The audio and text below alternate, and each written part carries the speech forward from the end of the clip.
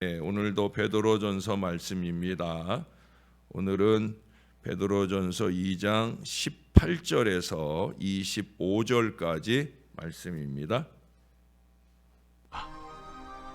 사환들아, 범사에 두려워함으로 주인들에게 순종하되 선하고 관용하는 자들에게만 아니라 또한 까다로운 자들에게도 그리하라. 부당하게 고난을 받아도 하나님을 생각함으로 슬픔을 참으면 이는 아름다우나 죄가 있어 매를 맞고 참으면 무슨 칭찬이 있으리요.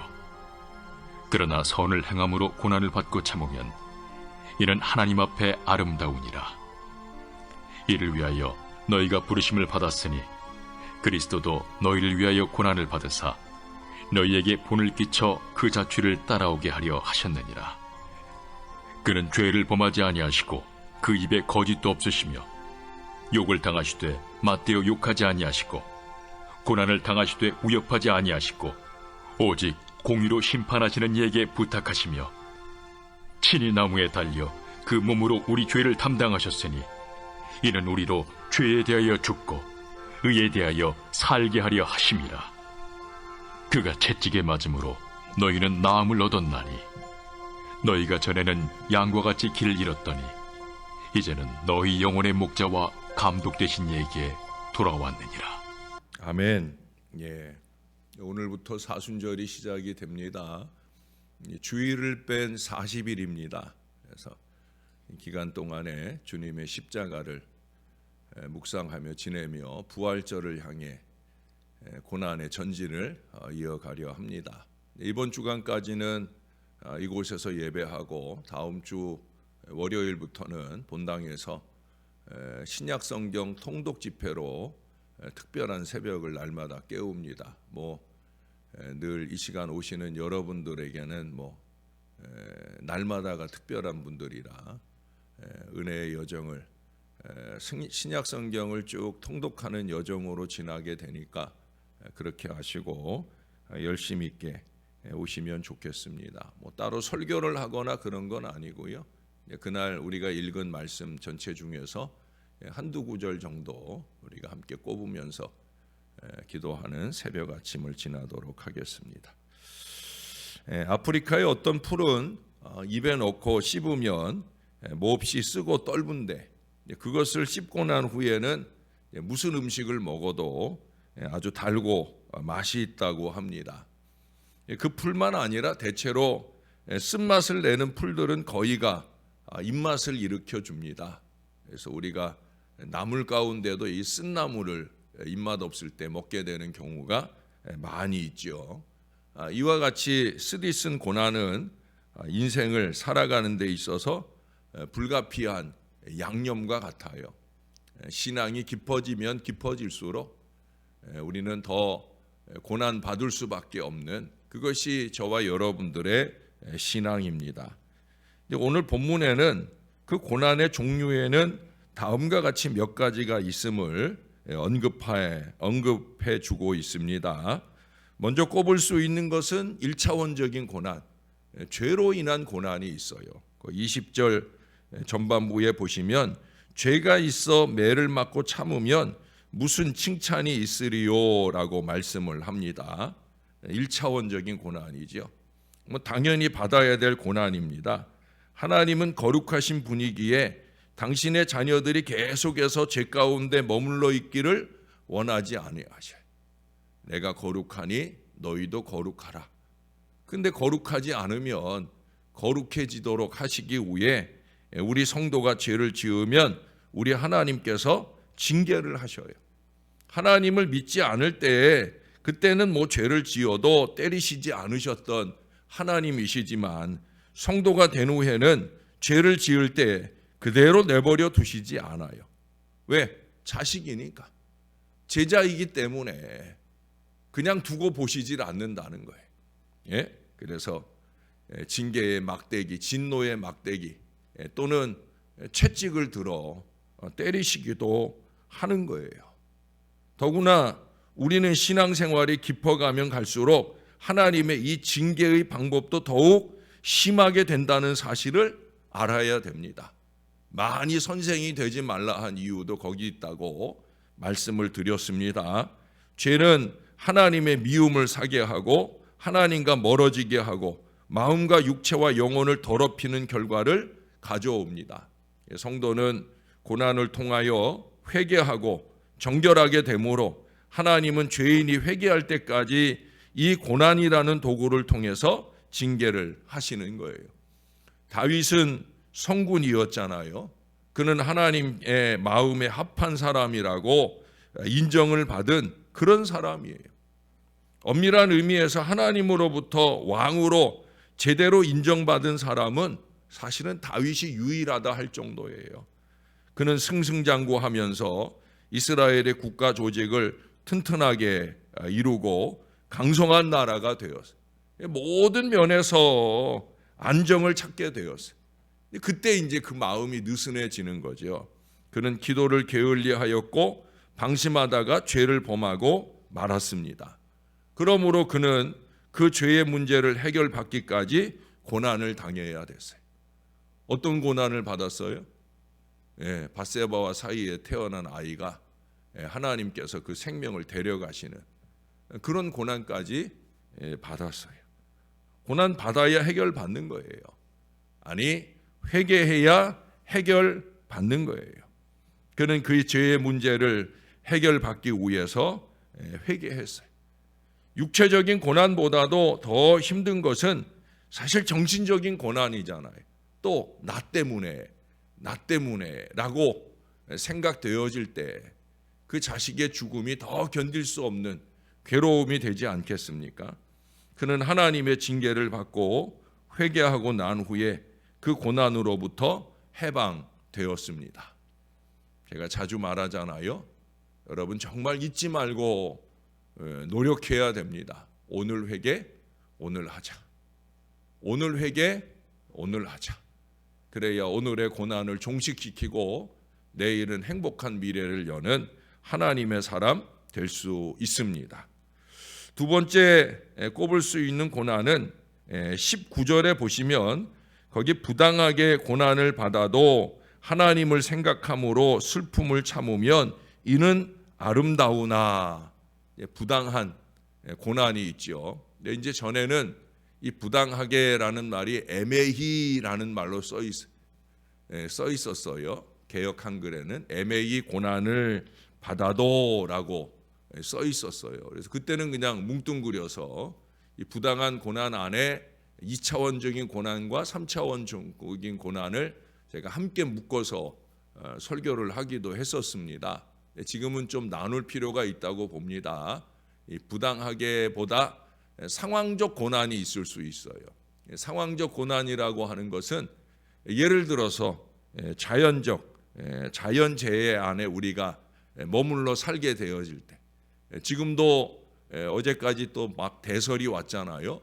그렇게 눈이 많이 오는 지역에 살고 있어요. 그러니까 어쩔 수 없이 그 지역에 살다 보니까 그러니까 어려움이 올 수 있잖아요. 뭐 눈이 많이 쌓여서 뭐 온실인가요? 하여튼 그게 이제 내려앉는다든지 또 길에 미끄러져서 이렇게 사고가 난다든지 이런 거는 이제 상황적 고난이죠.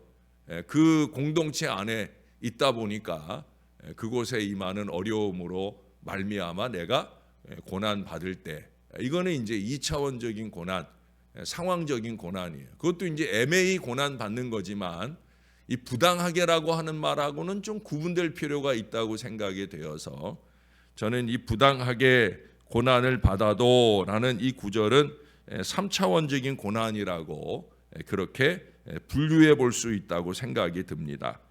우리가 이 세상에 살면서 억울한 누명을 쓸 때가 있잖아요. 그렇죠? 내가 잘못하지 않았는데 고난이 내게 오는 거예요. 억울하게 감옥 가고 재산을 빼앗긴 그런 사람들이 참 많이 있어요. 그때마다 사람들은 분노하고 미워하고 복수하려 합니다. 그런데 오늘 말씀은 그 억울한 누명을 써도 참으라고 말씀해요. 이게 뭐 패배주의, 운명론입니까? 그건 아니죠. 우리 기독교인은 패배주의자도 운명론자도 아닙니다. 여기 본문에 중요한 전제를 하잖아요. 그게 뭐예요? 하나님을 생각함으로, 하나님을 생각함으로 우리의 그 부당한 고난에 우리 하나님을 개입시키라는 거예요. 우리가 나서서 복수하는 게 아니라 하나님이 하게 하라 하는 그런 말씀이에요. 우리는 참고 순종하면 하나님의 기적이 일어난다 하는 말씀. 대단히 놀라운 일이죠. 심지어 18절 하반절에 보시면 거기 뭐라고 표현을 해요? 까다로운 자들에게도 그리하라. 어떻게 하라고요? 순종하라고. 예? 물론 그 까다로움이 내가 잘못해서 까다로움을 겪게 되는 경우도 있어요.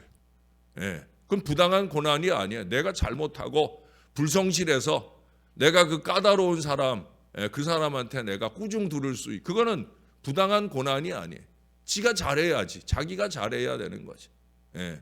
근데 불필요하게 까다롭게 이렇게, 이건 내가 잘못한 게 전혀 아닌데, 근데 까다롭게 굴면서 죄 아닌 걸 죄로 몰아가는 어리석은 그런 사람들을 만날 수도 있다는 거예요. 그런데도 불구하고 뭐라고요? 까다로운 자들에게도 순종할 줄 알아야 된다는 거예요. 우리는 좋아하는 사람에게만 늘 순종하잖아요. 내가 존경하는 사람은 순종하며 따르려 합니다. 그러나 교만하고 까다롭고 상처를 주는 사람에게 순종하기는 사실 힘이 든 거예요. 그러나 이런 사람에게도 순종하는 신앙이 진정한 순종이라고 말씀하고 있는 거예요. 이런 모습이 세상에 영향을 주겠지요. 성도에게는 이 부당한 고난이 다가올 때가 많이 있어요. 그때 하나님을 생각함으로 이 고난을 참으면 이는 아름답다고 오늘 베드로는 우리들에게 기록해 주고 있어요. 때로는 우리가 고난의 이유도 알지 못하고 고난 당할 수 있습니다. 그때 우리는 어떤 자세를 가지고 대처해야 되겠습니까? 성경이 가르치는 방법은 참으면 인내하라 가르치고 있어요. 인간의 인내에는 한계가 있습니다. 그러므로 우리는 부당한 고난을 당할 때 인간의 방법으로 해결하려 하지 말고 우리 하나님께 기도해서 성령의 도우심을 얻어 인내하여 마지막에 아름다운 결말을 보아야 됩니다. 성경은 그래서 욥의 인내를 들어 우리의 모범을 삼으라고 가르치고 있습니다. 우리가 이 베드로전서 앞에 야고보서 그 마지막 5장 거기 10절 이하에 말씀했잖아요. 형제들아, 주의 이름으로 말한 선지자들을 고난과 오래 참음의 본으로 삼으라.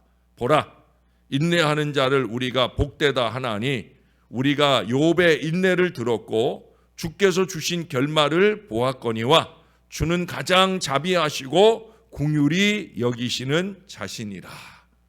욥의 인내, 또 그 인내 가운데 어떻게 그가 승리로 마무리를 했는지 우리에게 본으로 삼으라 말씀하고 있어요. 부당한 고난은 당할 때에는 견디기 어려운 고난입니다. 죄로 인한 고난이라면 자기 자신이 잘 알고 있기 때문에 그 고난을 당하면서도 어느 정도 그 고난을 받을 때문에 싸다 싸. 그러면서 그 죄를 회개하고 용서받을 수 있을 거예요. 또 이제 다음번에 보게 되는 4차원적인 고난, 선을 위한 이 고난이라고 하는 건 분명한 목적이 있잖아요. 예수를 위하고 복음을 위하고 내가 기꺼이 이것은 당할 수 있다라고 하는 마음다짐이 있기 때문에, 그래서 그 고난은 아무리 힘들고 괴로워도 이길 수 있어요. 정신력이 준비되어 있고 영력이 준비되어 있어서 기쁨 가운데 그 고난을 감내할 수 있기도 합니다. 그리고 보람도 있어요. 그러나 이 부당한 고난은 어디서 무엇 때문에 그리고 언제 어떤 방법으로 끝날지 알 수가 없어요. 억울해서 잠도 안 와요. 그러기에 더욱더 괴로운 거예요. 더구나 우리는 자기 자신과 관계가 없다고 생각되어지는, 그런데도 불구하고 다른 사람으로 인해서 연대 책임을 져야 하는 그런 경우, 혹은 짐작하기조차 어려운 그런 종류의 고난이 다가올 때 실망하기 쉽습니다. 그러나 여러분, 성경은 분명히 인내하라고, 어떻게 인내하라고? 다른 무엇보다 하나님을 생각하면서 그렇게 참아야 된다고 우리들에게 말씀합니다. 마지막 네 번째, 선을 위한 고난입니다. 20절 하반절에 보시면, 그러나 선을 행함으로 고난을 받고 참으면 이는 하나님 앞에 아름다우니라. 선을 위한 고난은 예수님처럼 당하는 고난을 말하는 거예요. 예수님을 위하여, 복음을 위하여 당하는 그 고난을 말하는 거예요. 다른 사람을 살리거나 돕기 위하여 기꺼이 당하는 고난을 말하는 거예요. 선을 행함으로 고난을 받고 참으면 이는 하나님 앞에 아름다우니라. 사람들 앞에 보이기 위해 받는 고난이 아니에요. 하나님 앞에 아름다우니라. 베드로는 그렇게 우리들에게 가르쳐주고 있어요. 예수님은 선을 위하여 고난을 당하시면서도 끝까지 참으셨잖아요. 왜? 가장 완전한 선, 생명 구원의 위대한 역사를 결실하기 위해서예요. 그러므로 우리는 선을 이루기 위하여 믿음의 주여 온전케 하시는 예수님만 바라보면서 끝까지 인내하는 그런 성도가 되어야 합니다. 예수님은 제자들에게 선을 위한 고난은 적극적으로 받으라 권하셨어요. 또 선을 위하여 고난과 핍박을 당할 때는 기뻐하고 즐거워하라 말씀하셨어요. 하나님은 우리들이 고난당할 때 이길 힘을 주시고 견디다 못해 쓰러질 때 업고가 주시든지 고난을 피할 길을 준비하셔서 반드시 그 고난을 이기게 하셔요. 당신의 사랑하는 아들 예수 그리스도는 우리를 위해서 끝까지 고난받고 죽으시도록 하셨지만 저와 여러분에게는 안 그러신다는 거예요. 죄로 인한 고난은 회개하면 사라집니다. 부당한 고난은 인내하면 반드시 아름다운 결말을 볼 수 있어요. 그러나 물론 우리 믿음의 선진들 중에는 이 선을 위해, 복음을 위해 고난받고 죽기도 한 것을 압니다. 왜? 그래야 복음이 지켜질 수 있었고, 그래야 그 복음이 누군가에게 유익이 될 수 있었기 때문에. 그럼에도 불구하고 선을 위한 고난은 적극적으로 취해야 할 고난인 것을 우리 믿음의 선진들은 우리들에게 교훈하고 보여주었습니다. 이러한 고난은 우리 성도들을 순수하게 만들고 반드시 생명의 열매를 맺게 하며 하늘의 상을 얻게 합니다. 그러므로 우리 성도들은 고난을 두려워하지 말고 담대히 회개하고 인내하며 우리 예수님의 고난에 동참하는 자세를 가지는 것이 중요합니다. 사순절이 와도 어떤 사람에게는 아무 감흥 없이 그렇게 이 사순절을 지나게 되는 경우들이 많이 있죠. 또 어떤 분들은 그래요. 목사님, 저희는 목사님 오시기 전에 사순절이 있는 것조차도 몰랐습니다 하는 분들도 많아요. 예, 그렇습니다. 오늘날 한국교회가 사순절이 오는지 가는지도 모르고 지나는 경우가 많아요. 이번에도 우리 노회에서 다음 주 월요일 날 목사장로 수련회라고 해서 행사를 가져요. 예, 말은 좋지만 전에는 사순절 기간에 그런 거 안 했거든요. 근데 이 정신머리가 없는 거예요. 앞장선 사람들이 이게 사순절인지 뭔지도 모르고 이 부끄러운 일들을 공동체적으로 하고 있는 거예요. 이제는 주님의 고난과 상관없는 교회들이 되어져 가고 있다는 거예요. 여러분, 정신을 바짝 차려야 됩니다. 남들이 어떠니 저떠니 사실은 이런 말도 할 필요가 없는 거예요. 우리는 주님 앞에, 우리 주님 앞에 내 신앙, 내 믿음 지키면서 주님의 십자가 고난에 나도 함께할 마음들을 놓치지 말아야 됩니다. 21절에 보세요. 이를 위하여 너희가 부르심을 받았으니 그리스도도 너희를 위하여 고난을 받으사 너희에게 본을 끼쳐 그 자취를 따라오게 하려 하셨느니라. 이전에는 주님이 우리를 위하여, 이제는 우리가 주님을 위하여 주님의 자취를 따라가는 이 사순절 기간 특별히 예수님의 고난을 깊이 묵상하면서 예수를 위해, 복음을 위해 고난받을 수 있는 우리 십자가 제자들이 다 되시기를 우리의 구주 되시는 예수님 이름으로 간절히 축원합니다. 우리 하나님 고맙습니다. 사순절의 첫날을 맞으면서 또 마침 맞게 이 고난에 대해서 깊이 생각할 수 있는 은혜의 시간을 주시니 감사합니다. 우리 주님은 언제나 이렇게 섭리하고 역사하시는 분이십니다. 그러니 우리가 고난받을 때 우리를 그냥 내버려 두시는 주님이 아니신 것을 우리가 다시 한번 기억하게 도와 주시옵소서.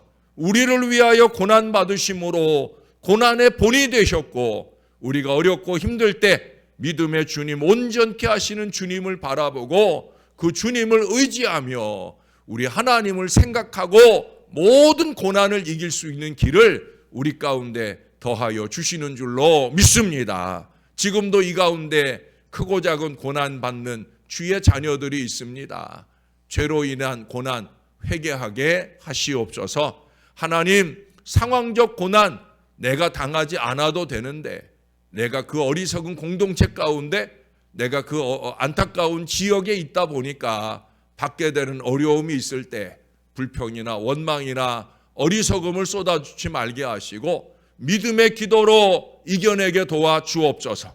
국가적 어려운 상황 앞에 믿음의 사람은 믿음의 방법으로 믿음의 기도를 하며 주님의 도우심을 구할 수 있게 도와 주시옵소서. 무엇보다도 우리가 부당한 고난, 특별히 예수 복음 위하여 당하는 고난 앞에 우리 하나님을 바라보며 이기고 승리하는 하나님의 사람들 되어지게 은혜 베풀어 주옵소서. 아니, 기꺼이 고난받는 자리에 나아갈 수 있도록 선교하고 전도하는 일이 힘들고 어렵지만 주님의 십자가를 생각하며 기꺼이 그 고난의 자리, 나의 자리라 여기며 믿음으로 전진해 나아가는 하나님 사람들 되게 하여 주옵소서.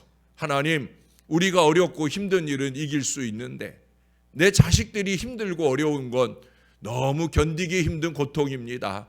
주님이 꼭 도와 주시옵소서. 자녀들의 육신적 어려움, 삶의 고통을 예수의 이름으로 물리쳐 주시옵소서. 특별히 앞길이 열려야 되는 우리의 자녀들 믿음의 길도 열리게 하시고 형통의 길도 열리도록 도와 주시옵소서. 오늘도 병원에 중요한 검사를 위해 입원하시는 주님의 자녀가 있습니다. 잘 검사하시고 큰 어려움 없이 퇴원하는 은혜까지 주님이 꼭 지켜 주옵소서. 주님의 함께 하심을 늘 소원합니다. 감사합니다. 예수님 이름으로 기도합니다. 아멘.